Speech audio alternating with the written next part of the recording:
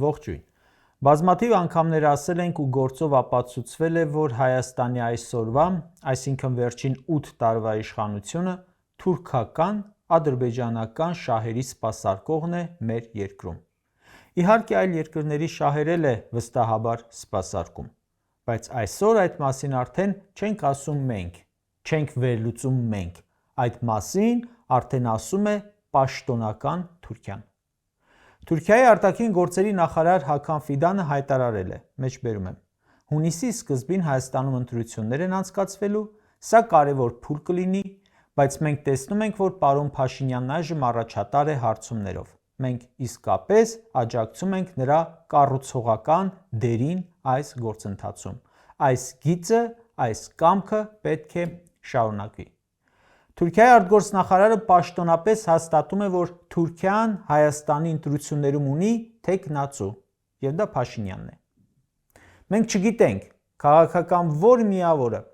որ արտաքին խաղացողի աջակցությունը կունենա կամ կունենա, թե չի ունենա, բայց իշխող ՔՊ-ի պարագայում բացահայտ է թուրքական աջակցությունը։ Ինչքան էլ ՔՊ-ականները փորձեն մանիպուլացնել,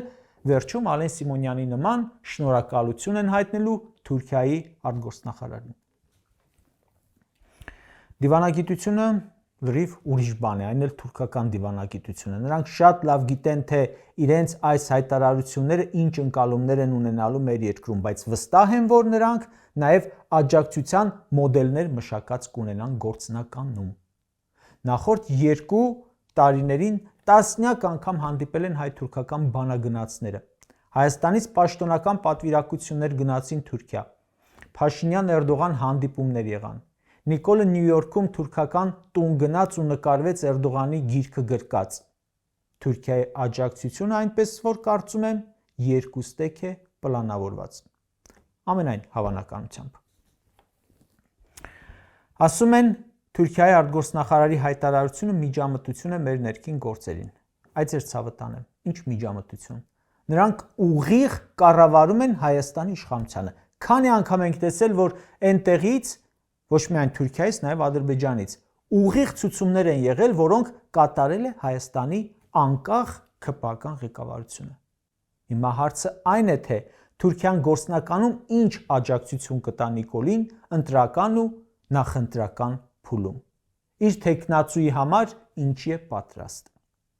Իրականում միանգամայն տրամաբանական է Թուրքիայի աջակցությունը, ասեմ։ Տեսեք, Հայաստանի անկախությունից ի վեր նա ուզում է ջրել ցեղասպանության ճանաչման օրակարգը, Նիկոլի օգնությամբ կարողացել է։ Թուրքիան ուզում է վերացնել հայկական սփյուռքի ազդեցությունը Հայաստանում,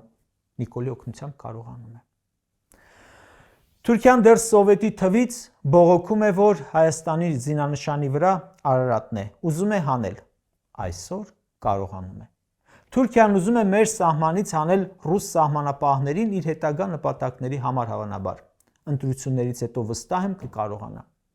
Թուրքիան ուզում էր պատերազմ Հայաստանը պարտվի, պարտվեց, ուզում էր Արցախը Փաշինյանը հանձնի, հանձնեց։ Թուրքիան ուզում է Զանգեզուրի միջանցքի օգտագործում լինի լրիվ Ադրբեջանի սրտով ամբողջությամբ, Նիկոլին տրվելու դեպքում կլինի եւ այլն, ու այդ ամենը Նիկոլ Փաշինյանի միջոցով, նրա շնորհիվ։ Հիմա Նիկոլ Փաշինյանը թեկնածություն է դնում, բայց եթե Թուրքիան չաջակցի, բայց ով աջակցի։ Այսքան բան Թուրքիայի համար ով էլ աներ, նրան կաջակցեր։ Ու Թուրքիայի արտգործնախարարն ասում է, որ Նիկոլի այս քաղաքականությունը պետք է շարունակվի։ Հունիսին տեղի ունենալիք խորհրդարանական ընտրություններում Փաշինյանին միակ աջակցող վարչական ռեսուրսին կմիանա մեկ էլ թուրքական պետությունը, որը ընդամենը 5 տարի առաջ բայրակթարներ էր ուղարկում մեր տղերքի վրա։ Այն վարչական ռեսուրսը, որը նիկոլական էլ չէ, բայց գնալու է հրահանգով ընտրության,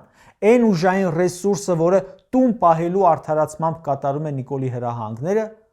պահում է նրա իշխանությունը, պետք է որ լավ իմանա, որ պահում է Հայաստանում թուրքական շահերը։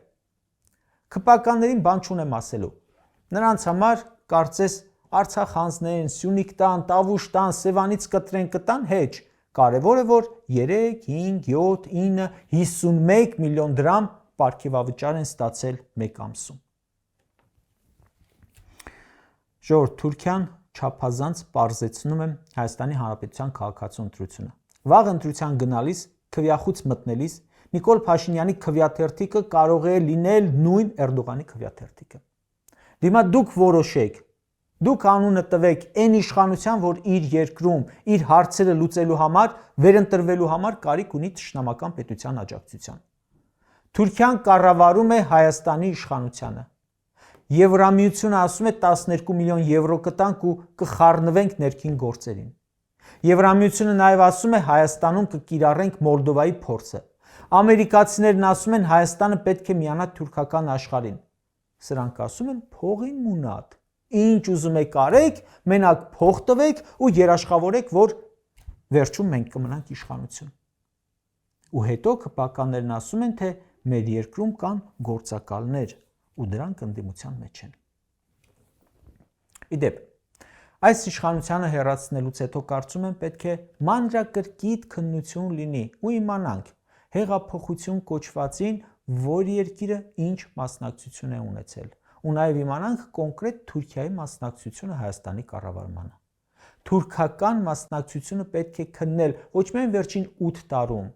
այլև 2018-ի գործընթացներում, դրանից առաջ 2008-ի գործընթացներում եւ գուցե դրանից էլ առաջ ներքին խժդժությունների ու ողբերգությունների մեջ։ Կարճ ասած, Թուրքիան ստացվում է Հայաստանում ունի ոչ միայն գործակալներ բարձր պաշտոնյայի կարգավիճակում, այլև վարչապետի թեկնածու։ Սա ցույց է տալիս, որ ընտրություններում, ինչպես նախորդ, այնպես էլ գալիք, Նիկոլ Փաշինյանի դեմ իրական ընդդիմության պայքարը իշխանության համար չէ, պայքարը Հայաստանի համար է։ Էրդողանը ընտրություններում Նիկոլի միջոցով պայքարելու է Հայաստանը իր բռի մեջ պահելու, ամբողջությամբ վերցնելու համար։ Իրական ընդդիմությունը պայքարելու է թուրքական ճիրաններից երկիրը ազատելու համար։ Ժողովուրդ, Նիկոլ ընտրվել է 2 անգամ, ու 2 անգամ էլ Թուրքիայի ու Ադրբեջանի շահերով արել է ինչ ասես, անկախ հանրապետությունում 8 տարի իշխանություն է, ու մեր պետություններից մեկը չկա, մյուսն էլ սարքել են միջանցք։ Դե մտածեք, թե ինչ է լինելու 3-րդ ժամկետում, եթե լինի սա։ Մինչև ժամկետի ավարտ Հայաստան չի լինի։ Կրկնում եմ, Թուրքիան շատ պարզեցրել է Հայաստանի Հանրապետության քաղաքացու ընտրությունը 2026-ի խորհրդարանական ընտրություններում։